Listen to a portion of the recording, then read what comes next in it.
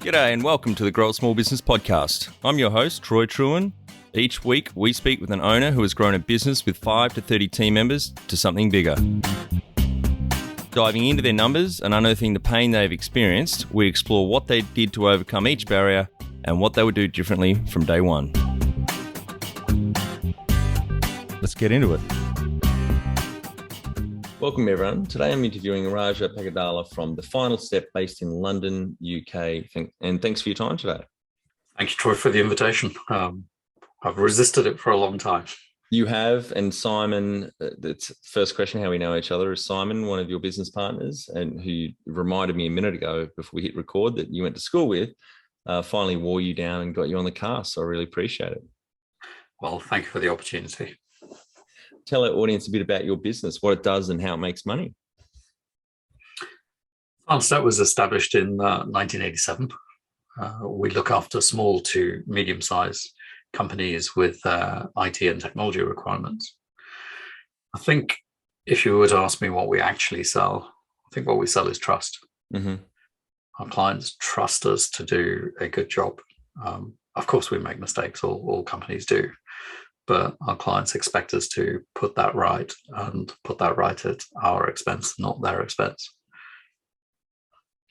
And on that trust, especially this day and age with cyber issues, it would be more and more important now to have someone that you trust to look after your technology needs.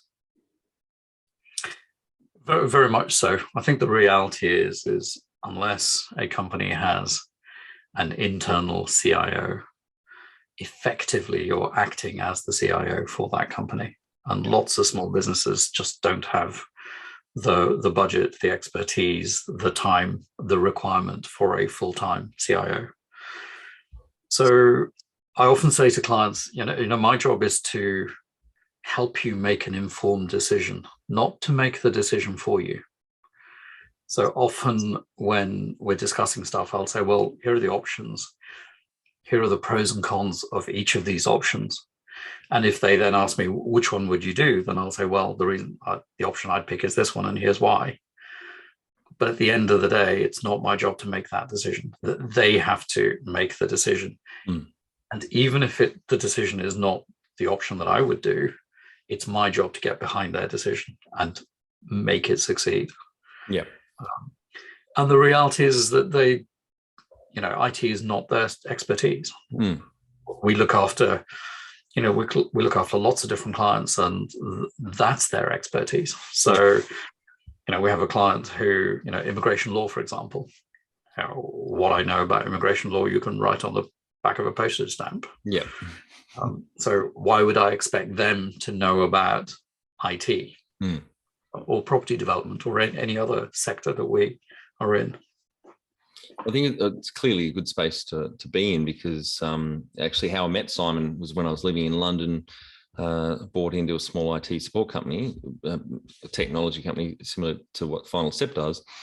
And, exactly the same. Our target audience was businesses with 5 to say 50 team members, because once you get over 50, that's when you need your own CIO or technology person in the business. So I think it's a good space to be in. Yeah, historically, I think the biggest company we've looked after, actually, they started off, when they were first with us, they started off at 15 people, and they grew to 260. Wow. You still looked after them.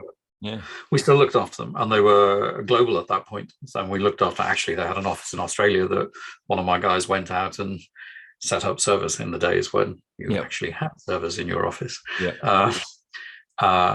And they then were acquired by a much bigger company who had their own IT protocols. And that's when they stopped being our client. But they were with us for just over 20 years and went from 15 to 260 people. Wow. You just said over 20 years. Wow. Over 20 years. Yeah. So that brings us on to the next question, which you told me a little bit before we hit record. How did you start out? We started on the 23rd of July, 1987, straight out of university. Hadn't worked for anyone else or set up any other business. sometimes when I look back at that, I think, God, how stupid were you? Mm. Just thinking that you could go out and set up a business with no experience and no knowledge, etc. And on the other hand, I think, at least I learned with mistakes, and there were lots of mistakes. And actually, had I gone into another environment, would I ever have taken the step to go out on my own?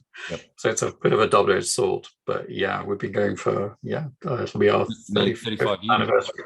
Yeah, 35 years. Wow.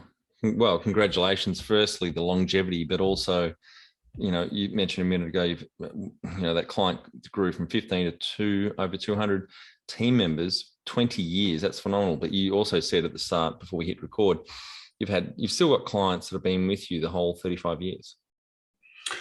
Yeah, I think one of the key things is clients stay with us.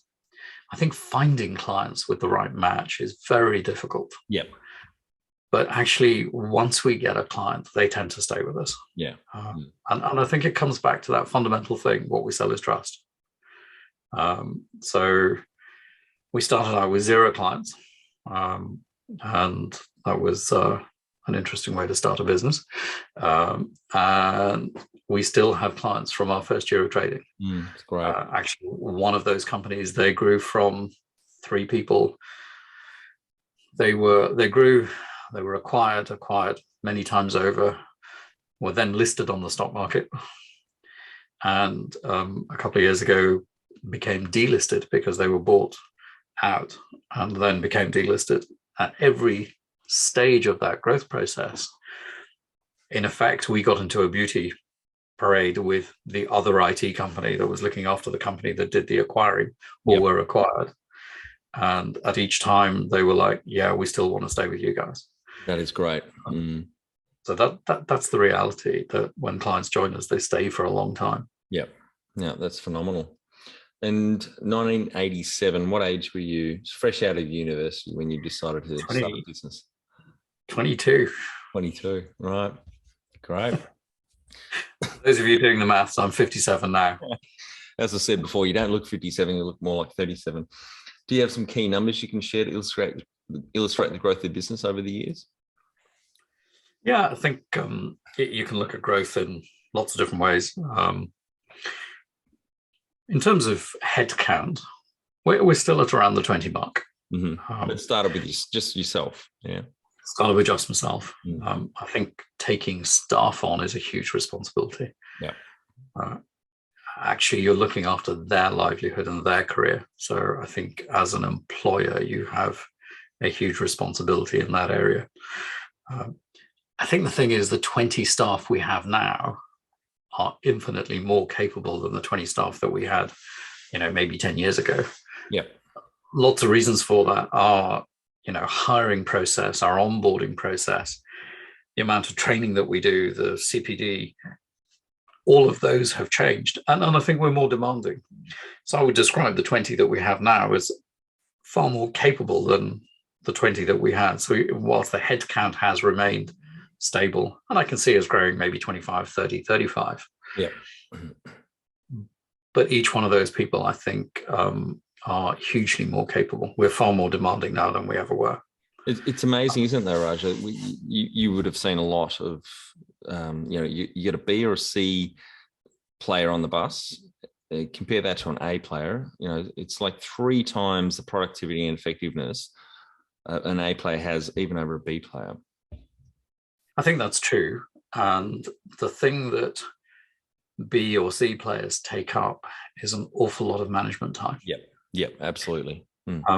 And I think one of the lessons I learned, and it took me a long, long time to learn that, is you can't try harder than the person that you are trying to develop. And lots of times I used to think, I can help them succeed even if I try a little bit harder, without kind of waking up to the fact that actually you can't try harder than they're trying. Yep. And if they're not trying and they don't want to try, there's very little you can do about it. So often I used to see it as, when people didn't succeed, that I was doing something wrong. And I finally woke up saying, actually, there are people who want different things out of life, and career may not be one of them. So yeah, I think that management time, that development time, is hugely important. Definitely, but clearly you got to go upstream and get the first part right, which is get the recruit or hire the right people, which you then have a better chance to be able to manage or mold into what an A player is. Yeah, and in terms of the hiring process, I think when we first started off, we paid too much attention to what are your technical skills. Yep. And the reality is that it's much easier to teach someone technical skills than it is to teach them core values. Yes, yeah, totally agree. And over time, what we've done is we've said, you have to have technical skills because it's a requirement of the job. But it's table stakes almost. Yeah. The second thing we look for is your ability to learn, because this field changes very rapidly. So, what's your thirst for learning? How well do you learn? What techniques do you use when you're learning? And then the final thing, which I think trumps all of it, is that cultural fit piece. Yep. How well will you integrate into the team? Are your values the same? Do you understand that actually what we're selling is trust? Yeah. And that's very, very important. We've had people get through all the way to the final part, and we thought, yeah, they're gonna make it, and then they've said something which has kind of picked up my ears, and I've gone, explain that a little bit more. Yeah. And then it's clear that they don't have that cultural fit, and I've just said no. We're not taking them on. Yeah, that's good. There's two things that I talk about when I speak about recruitment that we look for is attitude and aptitude. So someone with the right attitudes and also cultural fit, that has a good cultural fit, but also aptitude. They can learn quickly, or they're inquisitive. They want to learn. If you can eke that out in your interview process and your recruitment process, that get those two things right, plus the culture side of things, you have got a much happier bus driving down the road. Yeah. When was the moment you felt like you had succeeded? The first 10 years of my business, my dad was very ill, and I didn't pay that much attention to the business. He passed away in 97, and then it was like, okay, now I need to do this properly, for want of a better phrase. Yeah. Became a limited company, started employing people properly. Mm-hmm. And in 97, we had a client call us who was setting up a new greenfield site.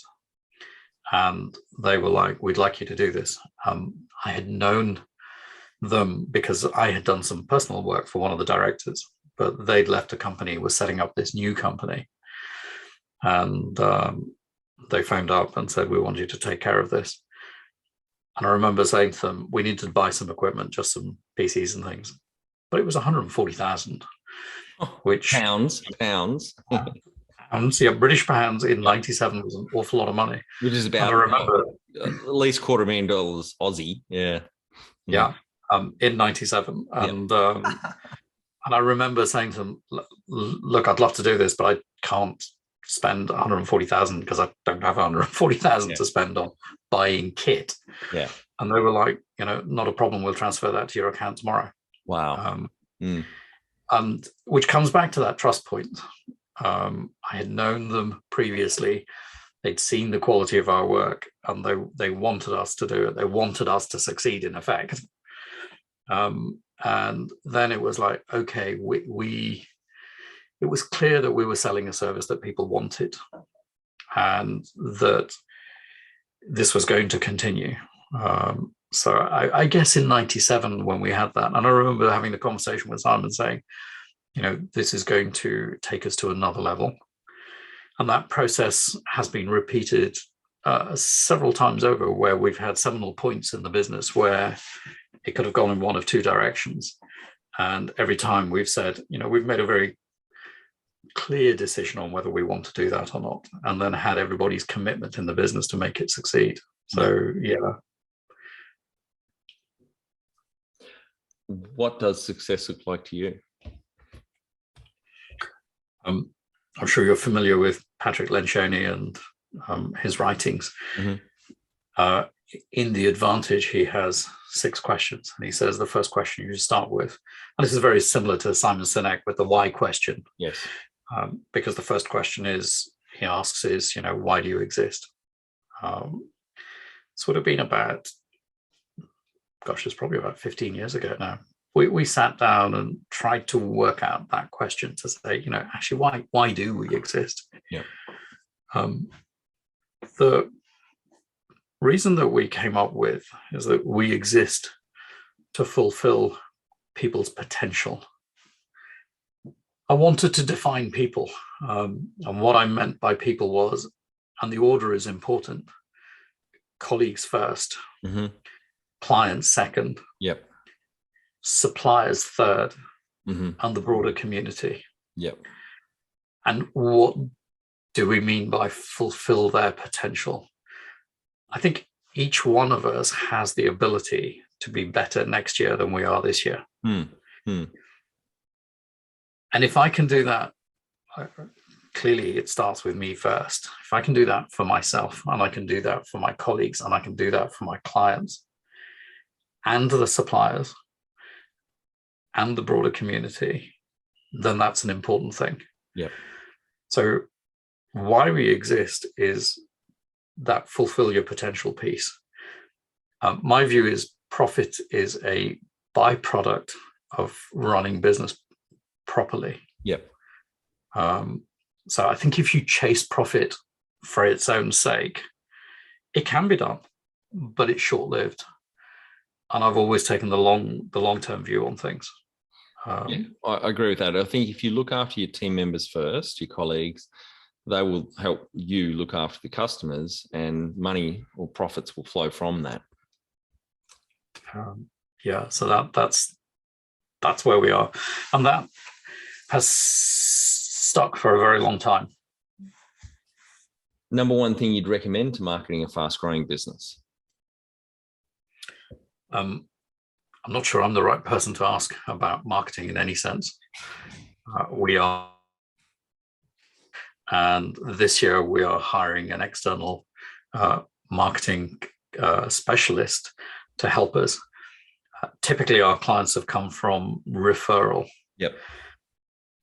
But I think if I were to give my experience rather than advice as such, you can't chase every client. There is a segment that you are good for, that share your values, that need the service that you're offering. So I think my suggestion would be really work out what is it that you're offering. Who does it appeal to? Why does it appeal to them? And then go after that segment. Don't do a scattergun approach of, hey, we'll take on any small client, as long as they've got between 5 and 150 employees, because that doesn't work, or at least it hasn't worked in my experience. No, I totally agree with that. That's a trap for young players, I think. We certainly made that mistake early on. Late 99, I started 2 technology companies in Melbourne, and one of them was a web design development company, and we would just go after anything. And you've really got to narrow your focus and specialize and get the right the clients on board. Exactly what you've just said. And we've, when we are looking at prospects, we are now much clearer about, should we take this client on? Because actually, at the end of the day, if you're not going to be good for them, they're not going to be good for you. No. And you're better off recognizing that at the outset and saying no, and saying, look, we're probably not the right people for you. That reminds me. Sorry, Raj. That reminds me. I remember having a beer with Simon somewhere on the Thames. I think it was a great pub along the Thames, and he was saying exactly what you're saying. It's probably 12 years ago, and it stood out to me how forthright and brutal you guys are about who you take on and who you don't. And I thought, wow, that's bold even back then. Obviously, I've become a little bit wiser now with my grey hair, but I thought that was really, really on point. Well, we learned that, the hard way. Like I was telling you, I had this approach of, we can take on any colleague, and if I work hard enough, they'll end up getting to where we would like them to get to. Same with clients. And the same approach, we can take on any client. Yeah. And, if it's not working, clearly we're doing something wrong. And again, it took me time to work out, actually, a client is looking for X. If you are offering Y, then trying to fit those two things into the same space is going to be painful. So I think we're pretty, not sure I'd use the word brutal, but thinking about it, maybe brutal is correct. I think my brutal point was more the lens that I was looking through it at the time. I thought it was a real contrast for me. That's why I used the word brutal, but I'm sure it's not brutal, the process you go through, but at the time it was stark for me. Well, so here's a good example. That client I mentioned that went from 15 to 260. When I first went to see them, I did a paid piece of work for them to have a look at their setup and say what they should do and what their options were.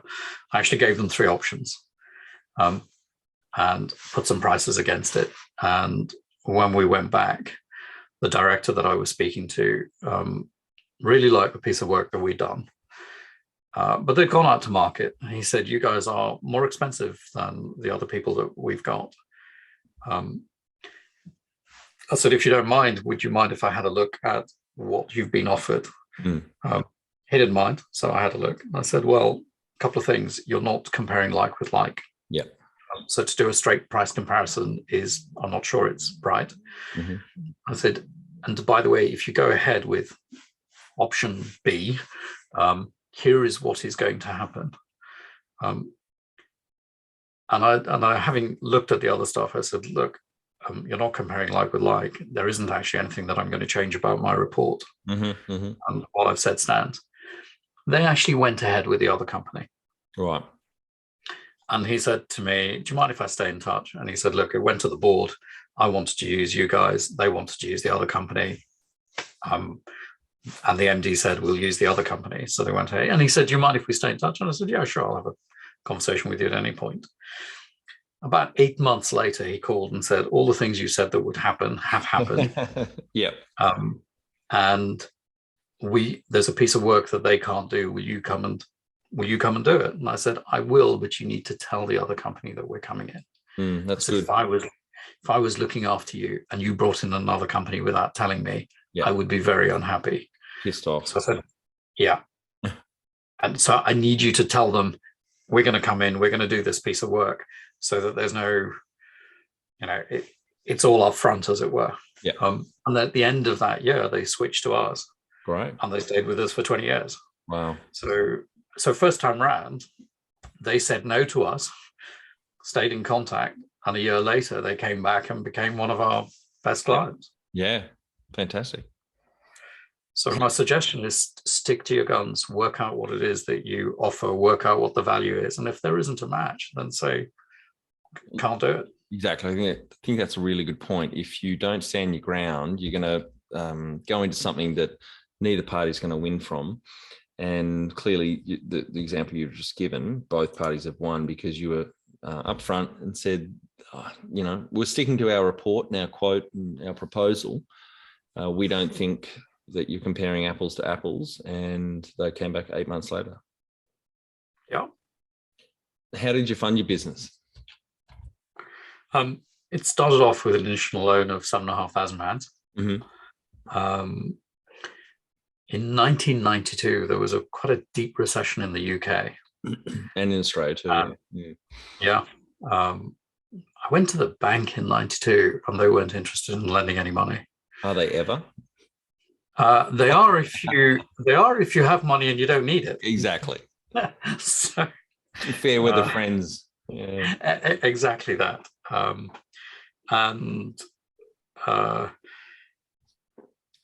That taught me a lesson, which is, you need to build up reserves. So the last time that we needed a bank overdraft, 97. So that includes going through the dot-com boom and bust. which we weren't caught up in. It includes the 2008 global financial crisis, which we weren't caught up in. It includes the COVID pandemic, which we were caught up in. And by that time, over 20 odd years, we'd built up a significant balance sheet. Yep. And without that cushion, I think we would have found COVID difficult. Yes. Not because people weren't using IT, but because our clients were caught up in COVID. Yep. And having known them for such a long time, they asked us, we need some help. Can you help us through this tough time? And I was like, sure, of course we can. If we've been looking after you for this long, if we can't help you, then we're doing something wrong. And so, touch wood, we don't have any overdraft at the moment, and I'm not intending on having an overdraft. Yeah. So, haven't taken on investors over the time? Nope. No. Nothing. Right. So, it's been very much self-funded, apart from that initial startup. Yeah. Right. So we've been prudent with how we spend. So when we've moved offices, it's always been done through reserves, not through a bank loan. Yeah. Yeah. Fantastic. So we haven't spent beyond our means. That reminds me, speaking of GFC and crises like that, I remember Simon telling me, and I was floored hearing what happened with the London terror attacks. And one of the buses, unfortunately, or the bus that one of the terrorists had blown up was literally out the front of your office, wasn't it? And you guys were closed for weeks. You couldn't access your computers. We were. We still are. We're in the British Medical Association building, the BMA building, which is in Tavistock Square. So the bus that blew up in Tavistock Square, the building that you see in the background with that entrance is where our entrance is.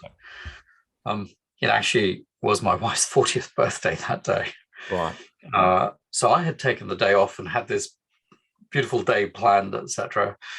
And I remember Simon calling me at 10 to 9 in the morning and me thinking, oh, for God's sake, it's only one day, leave me alone. Yeah. And then he kept ringing? No, he phones and he says, yeah, I think you would like to know this, but a bus has just blown up outside the office. Yep. And I was like, what? Who in BCP, business continuous planning, would have thought that, that's on the risk matrix right there, as a bus blowing out your front office. Exactly. And so, of course, everything changed that day for everyone in London, and I suspect around the world too. So the 40th birthday plan went out the window during the day. Obviously, my first question was, is everyone okay? Yeah. Because we're walking up and down literally where that bus blew up all the time. And he said, yeah, thank goodness everything is okay. But the BMA evacuated the building. Unfortunately, they took them out of the front. And some of our guys were impacted by that, who wouldn't be. Yep. I think the casualties that day would have been a lot worse, but the BMA was holding a... I remember reading this. It's so ironic. The bus blew up, not just in front of the BMA, the British Medical Association, but they were having a conference for medical doctors and nurses from around Europe, I think, literally. Yeah, on A&D. Yeah, 100 meters from where the bus was. Emergency. Yeah. And I think the casualties would have been a lot more. I take my hat off to all the people who responded on that day. Our own business continuity planning kicked in because the police said, you're going to be out of your office for 3 days. Yeah. Then it became 5 days, and then it became 7 days, and then it was 2 weeks finally. Wow. Because of all the forensic work that they had to do. And touch wood, we were all okay, and the business continuity plan worked really, really well. Yeah. But I think it drove home to me the importance of looking after your data, having a disaster recovery plan in place, having people's emergency contact numbers to hand, all of those things. So we've always been hot on BCDR, business continuity disaster recovery. Yeah. If you were to start up today with plenty of funding, would you go into your industry? Yes, I would. I love technology. Sounds like you've got a real passion for it. Yeah. And as I said, it's always changing. Of course, people laugh at me when I say to them, yeah, we didn't have networks when I started up.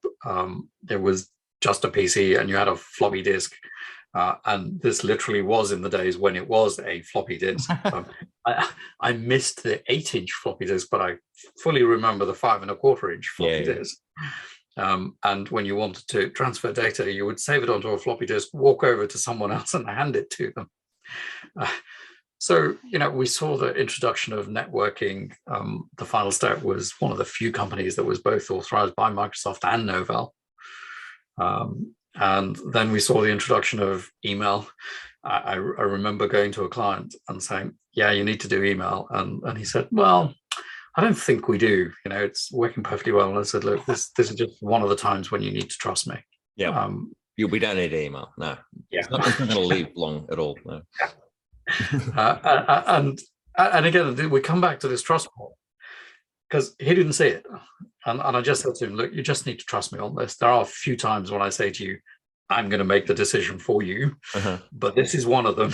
And he said, all right, if you say this is going to take off, then we'll do it. And of course, the same thing happened with the introduction of the internet, and now we're in cloud. So this space changes all the time. And that rate of change is increasing. So yes, I love this space. I think it's very difficult to start up as a one-man band now. Yeah. So your question was if you had unlimited funding, or I don't think you used the word unlimited, but if you had lots of funding, I think you'd have to start as a team, because there's no way you can know all of the technology. No. There's no way you can look after all of the software. So I think you'd start with a team of, probably 10 people to get an IT company going properly nowadays. Yeah. With specialization, etc. So that's what I would do differently. But in terms of would I still be in the technology space, and now, not only now, but maybe for the next 3, 5, 10 years, it's all going to be cybersecurity. Yes. Oh, absolutely. It's huge. All the governments are hiring a lot of defense force people in cybersecurity. It's a massive, massive space. So the answer is yes.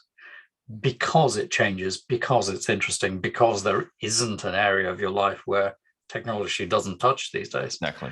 Can you outline the most stressful point in your small business growth journey so our audience can learn from it? Well, I think there's 2 parts to it. Part 1 is pre-97. And I think that was the recession of 92 that I mentioned. Yep. And that was really tough, not having access to funds. So your costs continue, but you're not having the income. And that taught me some lessons around how important it is to have reserves. I don't know whether it helps or not that everyone else was going through a recession as well. I think post 97, getting hiring decisions wrong is probably the toughest time. And then going through that process of, hey, I can fix this, when in fact the fix to it is you just made a bad hire, and you need there isn't a fix for that other than go and rehire. And learned some lessons through that. Mark Horstman's one of the co-founders of he's a friend of mine, one of the co-founders of Manager Tools podcast. Manager Tools. Yeah. And one of his great sayings is, number one business podcast on the internet. Not that he brags about it that often, but one of his sayings on the podcast is that hiring is the most important thing a manager does. Because if you fuck that up and get the wrong person in, like you said before, no matter how much time or energy you spend, you cannot change that person into the role. So and I think a lot of small businesses go short on the recruitment process and hiring. They think I'll spend a bit of time, a few hours on it. But it's the most important thing. You are the gatekeeper of letting people in or saying no. And once you get that right, I think small business owners, if they invested that time now, early on, and got that part of the process right, their working life would be so much easier. Yep. I think the flip side of that for me is when you get it right, it goes really well. Yeah. Oh, yeah. So, Simon, we were at school together.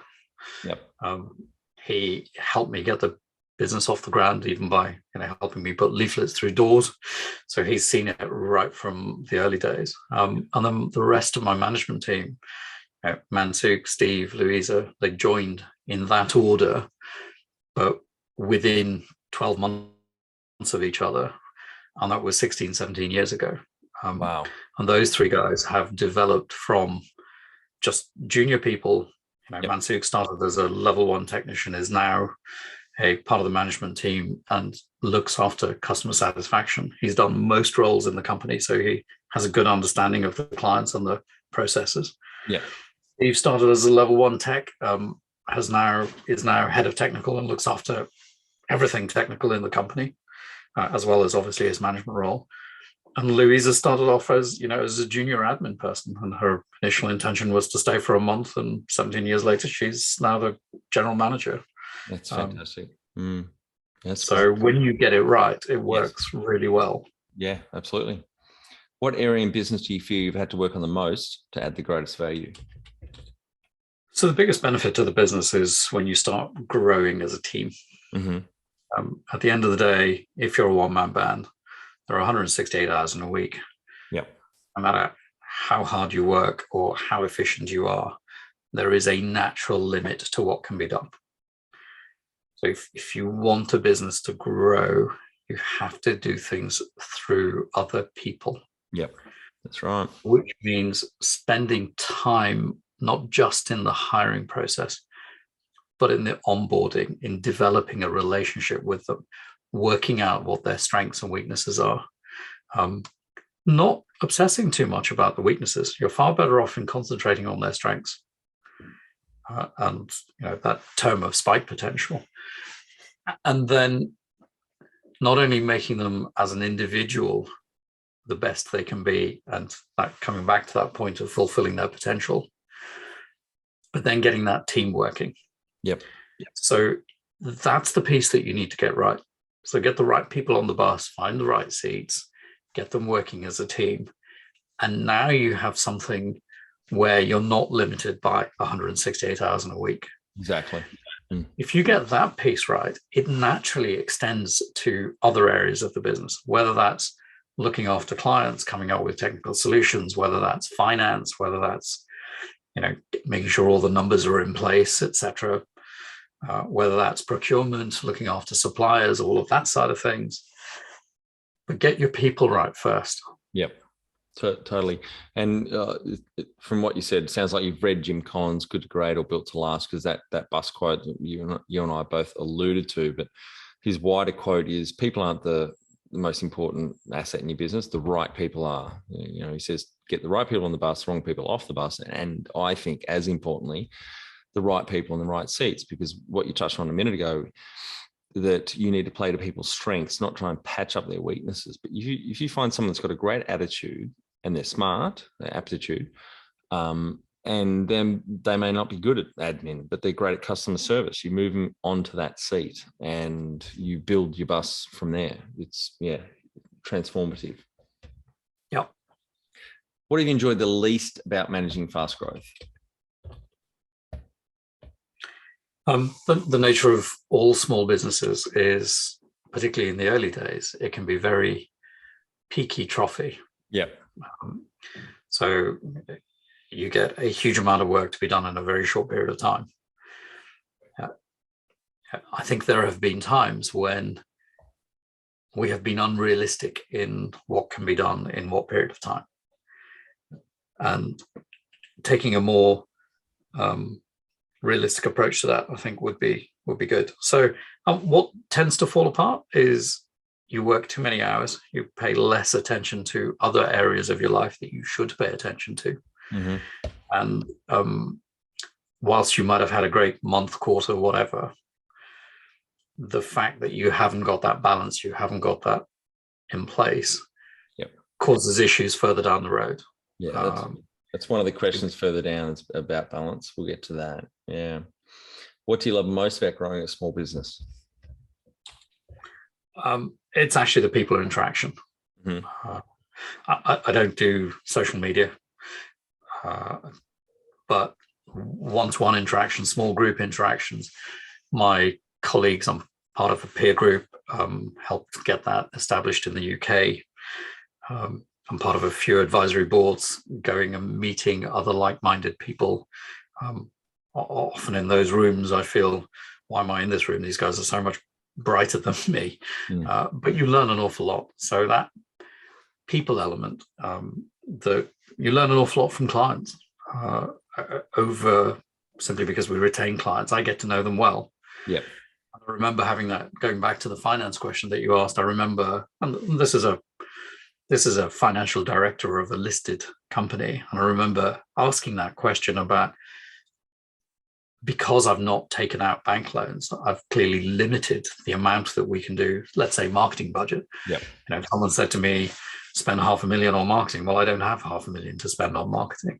And I asked him the question, do you think I should go and get a bank loan and drive the business harder, faster? And he said, taking my dispassionate view on it, the answer is I wouldn't do it.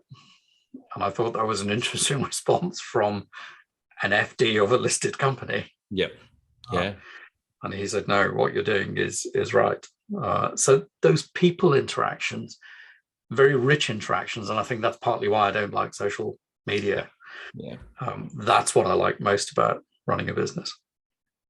What has been the biggest mindset shift for you in your small business growth journey? Don't try and be all things to all people. Yeah. Jack of all trades. Work out what you do well. Yeah. And along with that goes consistency. Be consistent about what you do. Be consistent about your approach. Don't get distracted by all those shiny balls. Yeah. I think that's a function of age, but it's also a function of experience in a business. In the early days, it's like, hey, are they going to pay a bill? Say yes. But getting out of that mindset, being consistent, working out what you do well, don't chase everything. I think that's what I've learned over time. What is the number one habit you think a small business owner needs to develop and maintain? It's that consistency element. So if you've read the Jim Collins books, it's the 20-mile march. Yep. Do the small things consistently, every day, every week, every month, every quarter. I don't mean don't learn. I don't mean don't adapt those things. I don't mean don't improve them. What I mean is be consistent about it. And you will find over time the return is cumulative, it grows, and it grows very well. I've read this out a few times, Raja, on the cast. I'll hold it up for you. You can see it. It's on my desk here. It's one of my favorite quotes. You would, I'm sure, know Benjamin Disraeli, one of the ex-UK or British prime ministers. The secret of success is constancy of purpose. And that sits prominently on my desk every day. Yeah. Then you and I have a very similar mindset. Want to become the best manager you can be? Check out our Kick-Ass Manager course at growasmallbusiness.com. Do the course and add your fellow managers for no extra cost. Join the 30%. 70% of people quit their job because of their manager. Can you talk to how you've added people to the team, some wins, mistakes, and advice for those listening? Yes. I think what you have to do is spot that potential. And when you work out what that potential is, work with them. So we have in the company, and it's not me doing it all the time. I do it for the senior people and they now do it for other people, but we have regular one-to-ones. Yeah. We have PDP plans, personal development plans. Actually, we're refocusing on that this year. Every year we have a theme. I actually haven't announced the theme for this year. We have a meeting on the 24th, company-wide meeting. But I'll announce it here. The theme for this year is growth, and growth in every sense. Personal growth, as well as company growth, and not necessarily just didn't work. So in terms of developing teams, look for that potential. Everybody has potential. Work out what their strengths are. Focus on the strengths. Don't sweat too much about the weaknesses. And give them the tools and the support that they're given a chance to succeed. Yep. We as managers, and I was sure as hell guilty of it, often you're too quick to criticize. Often you're too quick to find the mistakes that they've made. Over time. I made a phrase up on that, which is called managing by exception, which is when I do a bit of coaching and talk to other business owners, it's, a manager will only speak about something when someone has fucked something up. So they've got 10,000 things right, and they make one mistake, and it's managing by exception. That one mistake, and the manager has totally ignored the 10,000 things that the person's gotten right, but they will highlight the mistakes, and that is demoralizing and just really, really poor management. Yeah. Well, a phrase that we used to use in the management team a few years ago, and we try and live by it, is catch someone doing something right. Yep, that's good. Yeah. And recognize them for it. Yes, of course, we have, if you're into Jim Collins, then you'll know autopsy without blame. Yeah. We have autopsy without blame sessions. So we are always looking to improve. But if you can catch someone doing something right. What are some things you recommend to building a sustainable and kick-ass culture to help with the growth? Culture. If you want it in short form, I would be authentic. Yep. You can have aspirational values, but actually you are who you are, and being authentic. So I'm pretty candid. I'm candid in our meetings internally. I'm equally candid in meetings with clients. Mm-hmm. Talking about things that we've done wrong, things that we could have done better, asking them for feedback. I'm equally blunt when they haven't done things in the way that they should have done. But I think being authentic and having that level of being candid just cuts through all the nonsense, and you get to the crux of the matter. But you can then lay out your position, they can lay out their position, and you can work out where's the common ground. But I also think being authentic and blunt or very clear in your communication is good for both team members and your clients, because that endears them to you, because that builds trust. That you got to call a spade and say, no, look, that's bullshit. I don't agree with that opinion, or this is what I think we should really do in this situation. And that builds a lot of trust when they can see someone that speaks their mind confidently and with authority, obviously, but is being very authentic and genuine. And you have to extend that to allow them to speak their minds without. Yeah. You don't want to be an autocrat. No. So that would be my suggestion. We have 3 very simple core values in our business, and one of them is to be helpful. Yeah. And I constantly drill into our guys, listen, if a client is calling you, they're calling you because they think you can help. Yeah. Definitely do not say, oh, that's a problem with the internet connection, we don't look after your internet, go and speak to British Telecom. How can I help? Yeah, exactly. Yeah. And if you don't know, just say, look, I'm not sure about this, but I'll ask one of my colleagues and I'll come back to you. Yeah, that's right. Yeah. So being helpful is really, really important. And it starts internally first and then extends to clients, suppliers, and the broader community. Yeah. The second thing is, be honest. Mm-hmm. So if a client is telling you something that is patently incorrect, you don't have to agree with them. Yeah. But it links into the third thing, which is be respectful. Yes. So be respectful in how you give that feedback and say, Mr. Client, I'm not sure you're right. Actually looking at it, here's why I think that can't be the answer. Yep. X, Y, Z. So given that that's not right, I'm going to go and look somewhere else. Mm-hmm. Mm-hmm. Definitely don't go down the route of, yes, sir, no, sir, 3 bags full, sir. No. what you're telling me to do is stupid, and I know it's stupid, but I'm going to go and do it anyway because you're the client. That's not what our clients look for.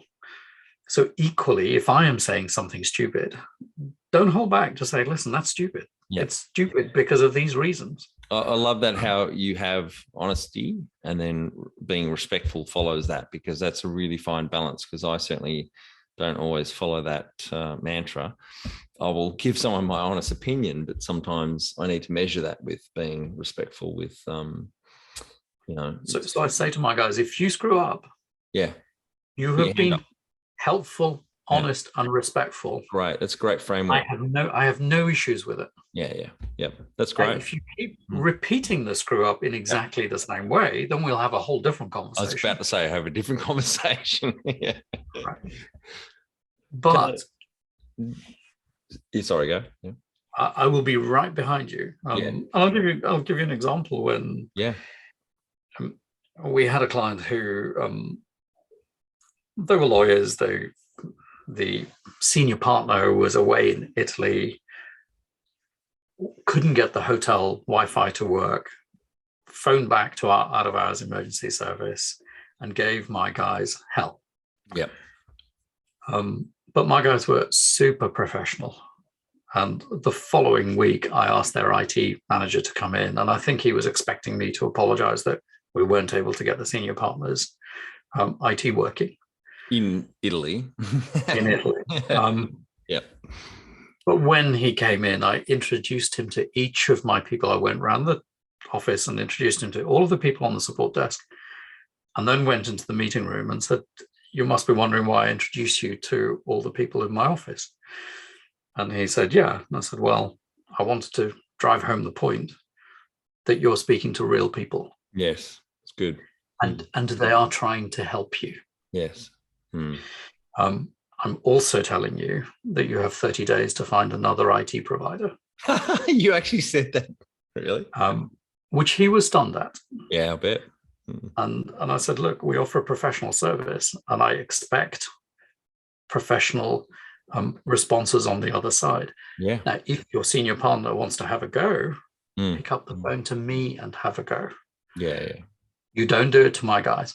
That's good, Raja. That's very. He left, and then I called the rest of the company, and I said, just want you to know, we've just given you 30 days notice. Yeah. And by the way, you're going to give the best service that you possibly can in the next 30 days. And I also made the point, by the way, you guys who were on the emergency support and you were trying to help, you were professional, you were honest, you were respectful. If you had sworn at the client or said, I don't need to take this nonsense, and put the phone down on them, my hands are tied. Yes. I have no option but to say, to apologize. But the fact that you were professional basically means I can do what I want. And what I want is I don't want this client. Yeah, you don't want assholes for clients, that's for sure. Yeah. And of course, what do my guys think? You've got my back. That's right. Exactly. Yeah. That's good. It's really good, Raja, because a lot of leaders and business owners and managers don't think that way and don't really live the core values as you espoused before, which has, I believe, so much power down to the rest of the business and the longevity of the business and the influence it has over the team members. But you need to obviously live your core values, not just spout them out one day and then print them on the wall. And that is a great example of you living those core values yourself. By the way, we don't allow any of those things to be printed on the walls. If you need them printed on the walls, there's something wrong somewhere else. Tell our audience how you've handled balance. Probably until I got married, and very poorly. So you started in 87. So when did you get married? In 2000. Right. So 13 years of unhealthy, loving what you do, buried in the business, just addicted to it. I'm guessing. Yeah, exactly. No real holidays or anything like that. I'm paying way too much. I'm probably being less effective than you could be. And then my daughter was born in 2008. She's 13 now. Yeah. I think that was another seminal point where you make a big shift in how much time do you spend where. Totally. I totally agree with that. I've got an 8-year-old, and that's certainly changed my view of the world, working world. Yeah. So I think now I'm certainly by American standards, I'm very good at taking holidays, because I will take between 4 and 6 weeks off. Americans get 2 weeks. Yeah.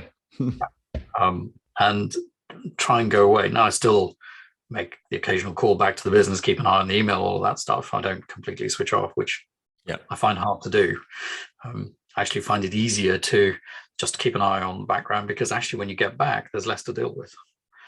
But if you're taking 6 weeks a year, and most people take 4 outside of the US anyway, you take 6, 8, 10 weeks, but you might check in an hour a day over those extra 6 weeks above exactly. The 4, that's more than what most people get.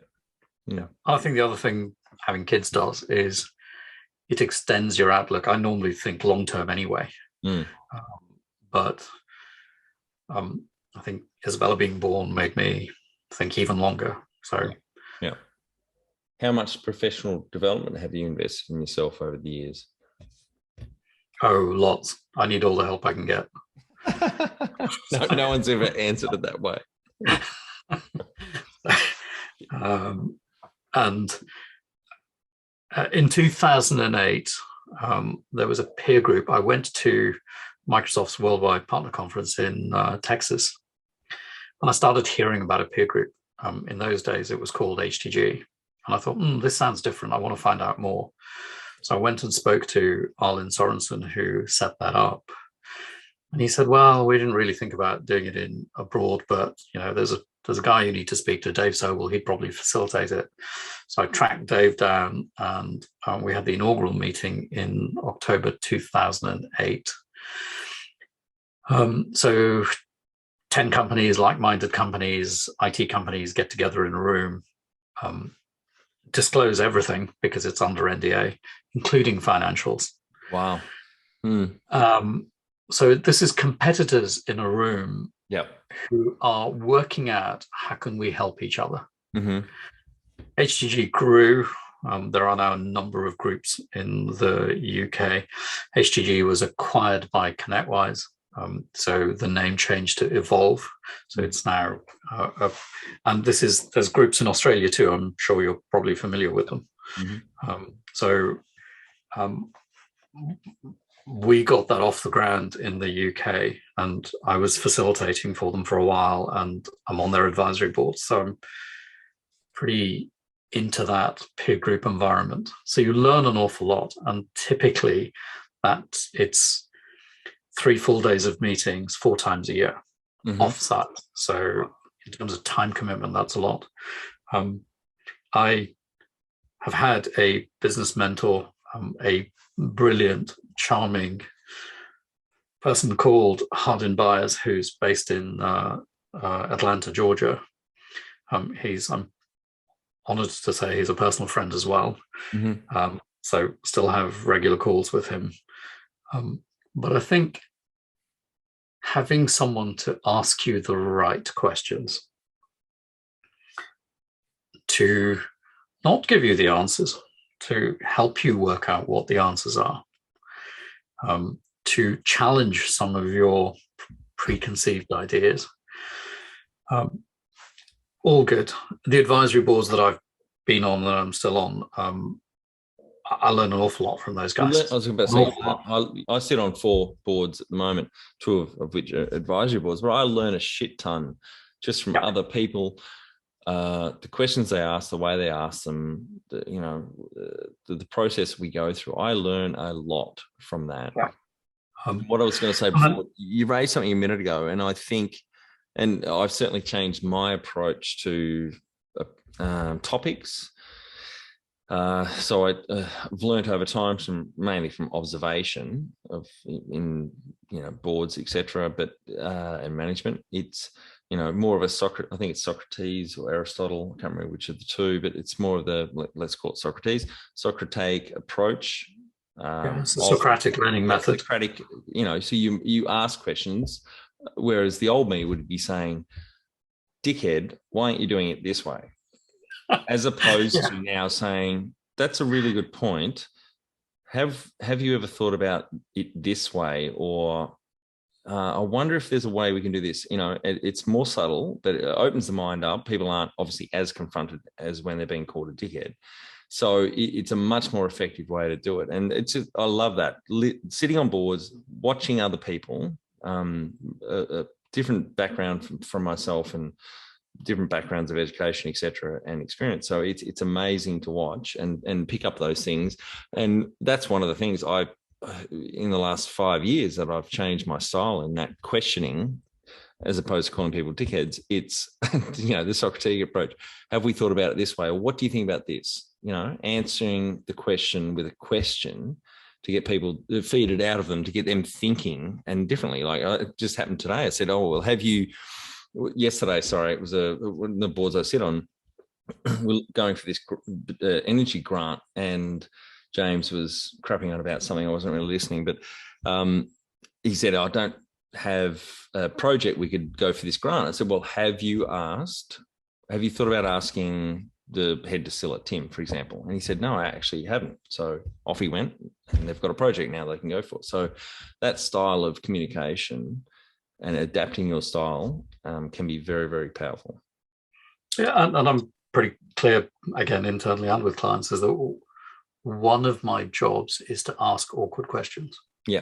And I'll ask awkward questions of my team, even if we're in a client meeting. Yeah. Because that's how we all learn. So, yeah, that's really important. You will do it respectfully, obviously, with one of your totally respectfully. And, often I ask questions because I don't know the answer. Yep. It's not done from a, hey, I'm asking you a question and I know the answer. I'm asking you a question because actually I'm trying to learn something. But going back to your original question, over my time, I don't think there's been any training CPD where I haven't learned something. Mm-hmm. Even the poor sessions, I have come out with something. And the good sessions have been brilliant. I also think that's because you've gone into them with an open mind, not with saying a lot of stuff. You will just sit and listen, as I often do, and you'll pick up something if you've got an open mind and you're not judgmental or your ego's out of control. There's always usually at least one thing you can take away from any session. Yeah. I like reading, so I tend to read. But podcasts when you're in the car is also good. Yeah. But I guess the question really is, what's the value of training or CPD? It's invaluable for you, your team, your clients, the whole lot. It comes back to that theme of, well, how do you reach your potential? You've got to train yourself. You've got to improve. You've got to get better each year. I think it's one of the best habits a business owner can develop is an hour a week, at least an hour a week, if not more, of professional development. So listening to an audio book or a podcast or reading, whatever, however you like to consume your content, but just work on yourself at least an hour a week is huge. What about mentors or coaches? Have you had them along the way? I have. I've had 3 that come to mind. Hardin has been amazing at what he's done. He's been a facilitator. Actually, going back to HGG Evolve, I would say the biggest thing I did was not getting it set up in the UK, was actually getting Hardin over from the US as our facilitator. Mm-hmm. He has so many examples and sayings that we actually came up with, oh, that's a Hardinism. So, and when he stopped being a facilitator, we got a T-shirt printed up with 20 Hardinisms on the back. I like that. As a leaving present. So, obviously there has to be some chemistry between you and a coach or a mentor. There has to be mutual respect. Yep. It's the same as finding a client. There has to be that synergy, that mutual respect.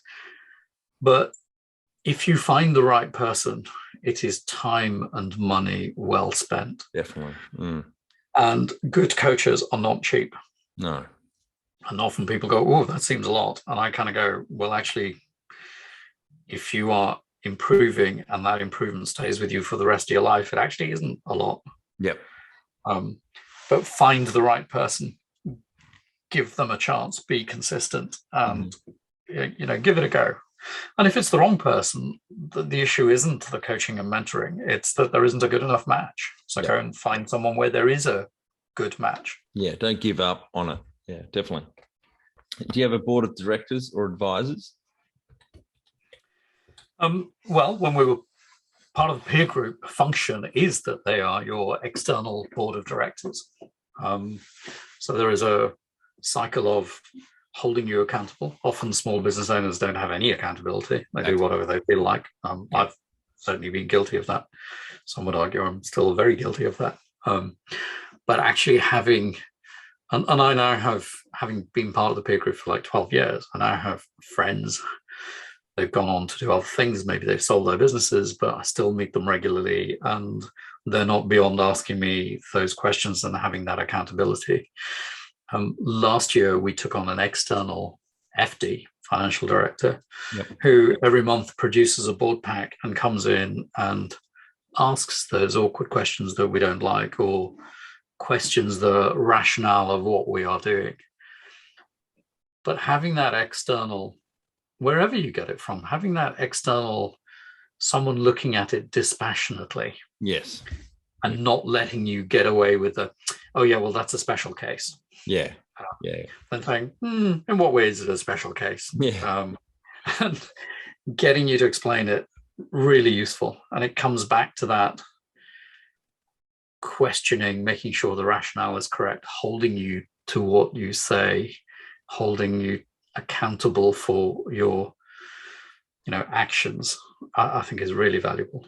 Especially, I think, with solo business owners, having a board of even advisors, let alone directors, saying to hold you to account, because it's lonely at the top. You don't have anyone else to answer to. But if you instate that board, they're there not just to add value through their network and their knowledge, but also to say, hang on, you said last month this was going to happen. It hasn't happened. Why hasn't it happened? And which is, feeds into the point also of why not to get, for example, friends on the board, but you have people in discrete expertise around the board, but also that are emotionally detached from your business and not in the day-to-day as well. They can hold you to account. I think that adds a lot of value.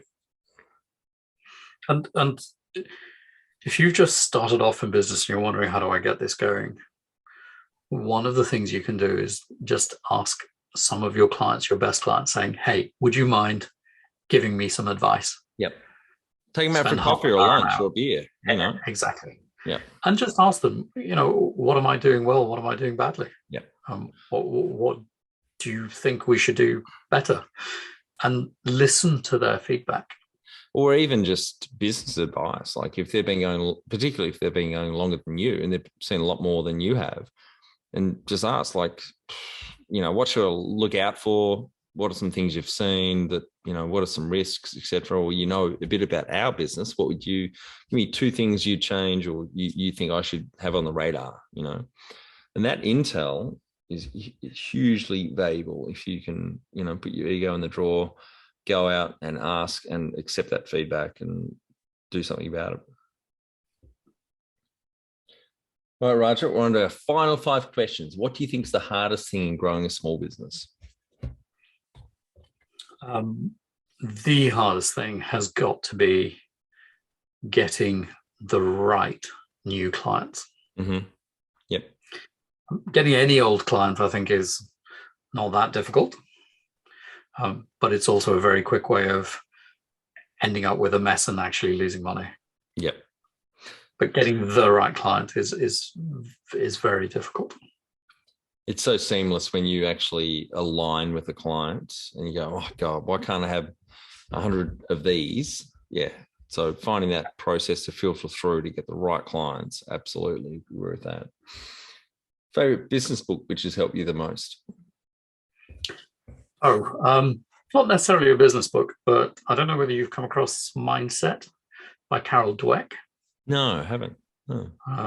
Actually, it was Simon, my co-director, who introduced me to Carol Dweck. It's about, short version is, she contends that you have two mindsets. One is a growth mindset and one is a fixed mindset.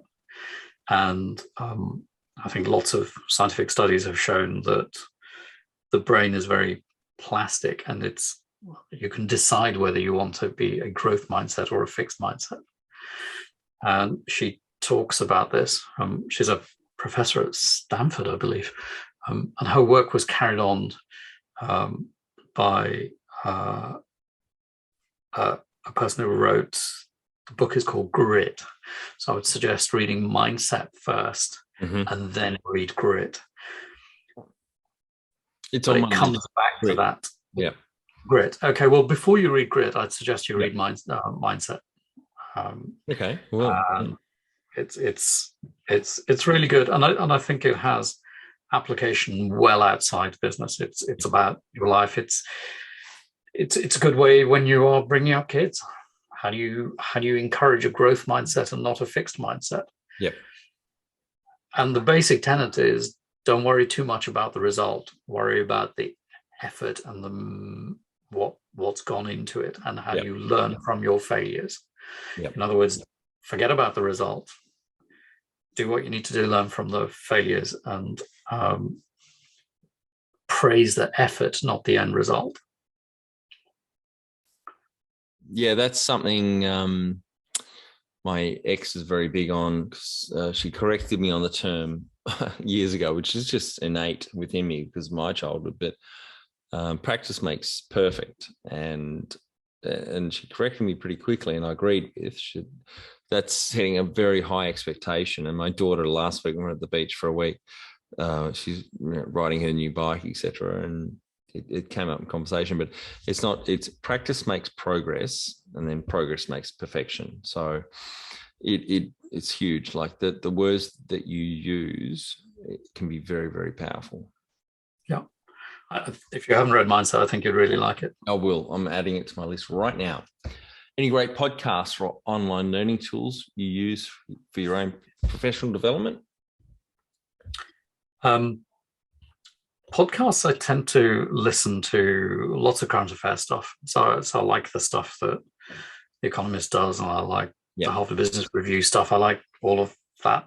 I gravitate towards that. Pretty much anything done by the BBC I like. Oh, that's great. So, yeah. I like audiobooks. It's a very easy way when you're bored in the car or you're stuck in traffic. So a lot of my stuff, it doesn't beat reading a physical book in my mind, but it's a good second best. Yep.